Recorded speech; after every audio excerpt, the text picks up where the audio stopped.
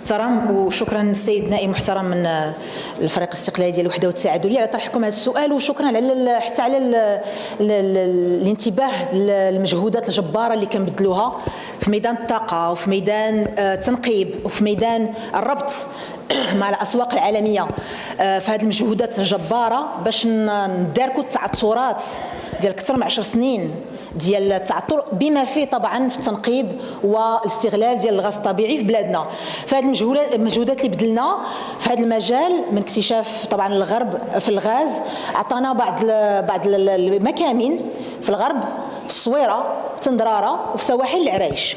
ففي الغرب اكتشفنا مكامن غازيه منتجه، ولكن الحجم ديالها كان صغير، ولكن تعدات انها مفيده لانه كانوا تما تواجد شبكه ديال الانابيب في منطقه الغرب اللي كتربط هذه المكامن واخا صغيره بالمصانع اللي متواجده في اقليم القنيطره واللي كتم التزويد ديالها بالغاز.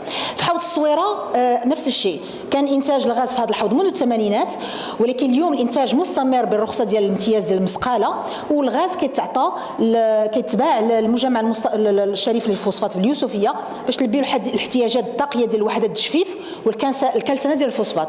العرايش البحريه نفس الشيء، هذه منطقه بحريه. الدراسات الجيولوجيه والجيوفيزياء بانت بانه كاين نتائج ديال عمليه الحفر، كاين وجود الغاز، ولكن اليوم تنتواصلوا الدراسات لاجل تطوير هذا الحلق الغازي. الى جينا لتندراره تم حفر 10 ابار استكشافيه في تندراره، وفي الاشغال ديال المسح وديال المعالجه تبين انه 2 فقط فيهم اكدوا الوجود ديال الغاز الطبيعي ديالها.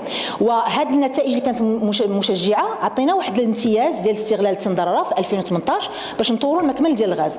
المشروع كيهدف اولا وقبل كل شيء ان يزود محطه توليد ديال لوينو ديال عين بن مطهر وديال على الانبوب المغاربي الاوروبي. فمباشره بعد ربط تندراره بالانبوب الغاز المغربي الاوروبي، وهذه مشكله ايضا اللي كانت مطروحه، غادي يكون ان شاء الله الاستغلال ديال هذا الغاز. فهذه مناسبه ايضا باش ننوه بالمجهودات اللي كتبذلها الوزاره باش تسرع العديد من المشاريع.